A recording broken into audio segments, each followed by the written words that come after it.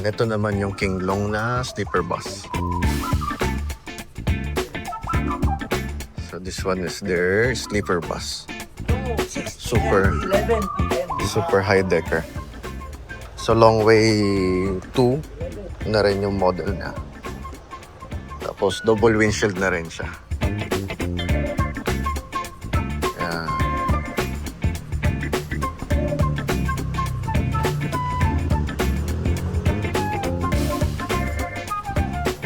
Laki ng compartment niya rin. Kasi super high decker yung bus. Release. Yes. So, ito yung sleeper bus ni Fariñas going Ilocos Norte. This unit is King Long bus na may configuration. Tatluhan siya. So, 1, 2, 3 rows with double deck. Double deck siya. So, maganda naman yung kanyang bed.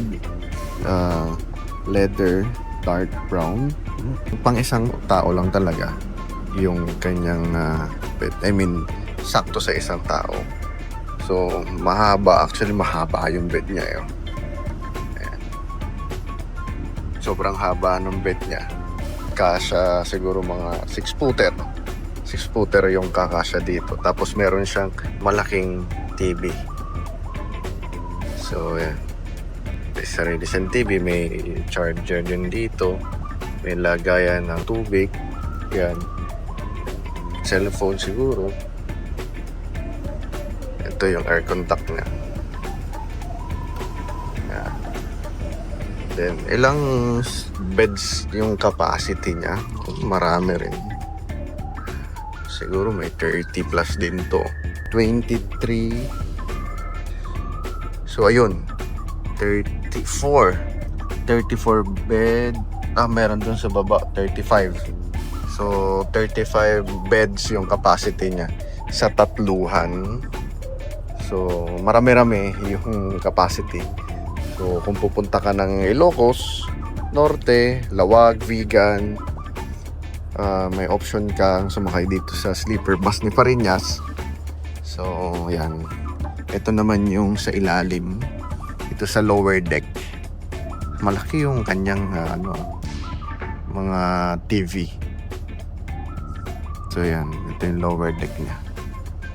And then, may CR din pala to. So, yung CR niya, may daan dito sa gitna. Then, ito yung CR.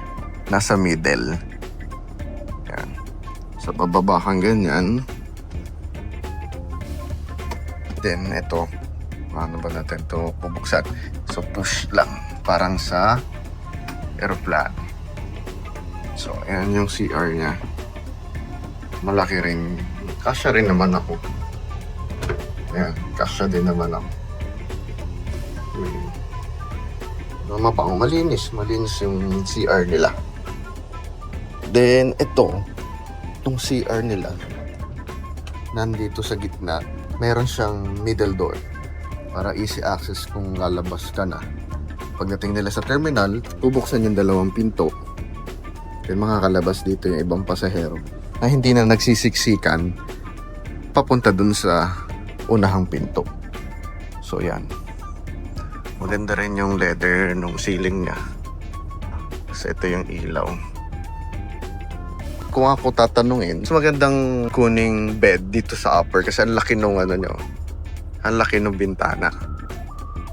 And then dito sa lower bed niya, sa lower cabin, maliit na lang. Yung gusto mo lang matulog, dire-diretso, dito ka sa lower bed. Gusto mo namang sightseeing, dito sa taas. Ang haba nung higaan. Tingnan natin.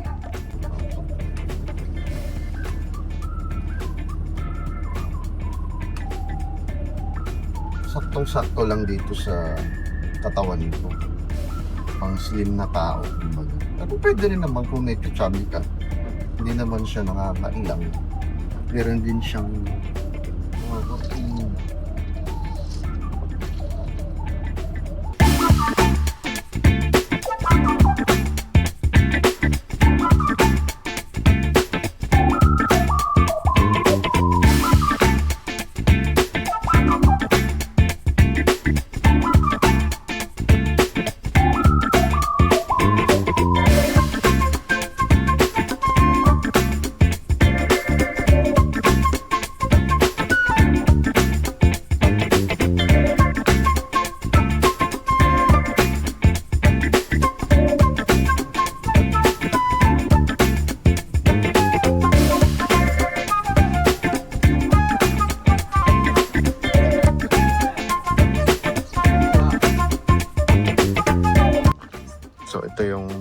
yung Higer nila na super high decker. Dalawa yung windshield. May hubcap.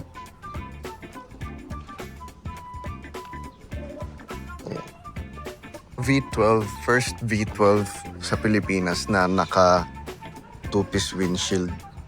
So meaning na two-piece windshield, may windshield sa ibabaw. Super high decker. Siguro ang height nito mga may 3.9. O yan, mga 3.9 na higit. So, okay natin. So, manual gearbox. Digital instrument panel na rin. Yun eh, yung overhead windshield na.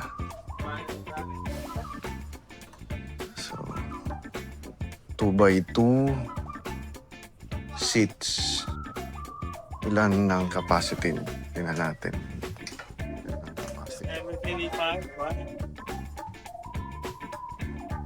So this one is 49 seats. 49 seats pero maganda yung legroom niya. Oh. Malaki. May charger na rin, Type-C tsaka USB port. Leather type. Maganda yung leather niya. Tsaka malambot din. Tapos wood type yung vinyl.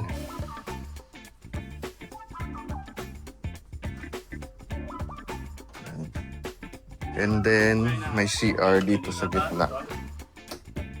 Laki ng CR. Sa bagay kasi super high decker nga naman. Malaki yung CR. Tingnan natin.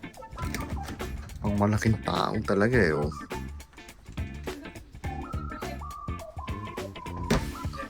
And then, ito yung kanyang access dun sa driver's bed.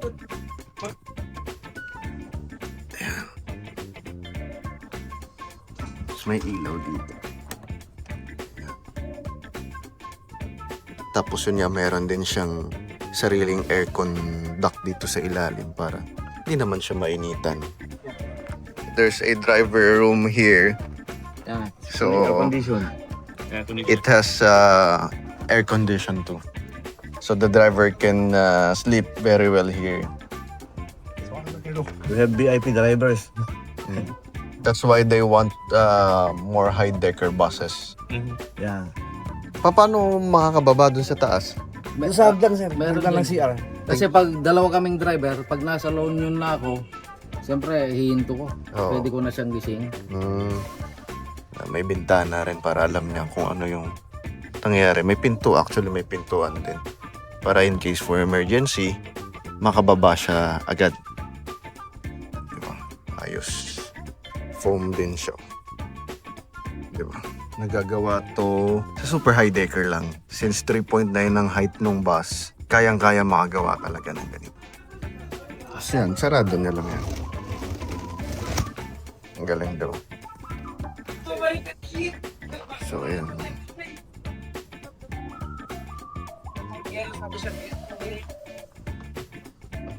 Diba?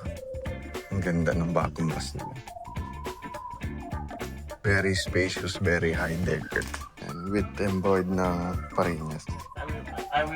So, si Parinas is mahilig din talaga si Parinas sa mga high-end na buses. Siyempre, CBU. Gusto niya yung imported na high-end. Kung gusto niyo pumuwi ng Ilocos, yan. Try niyo tong laki, lapad ng foam mo.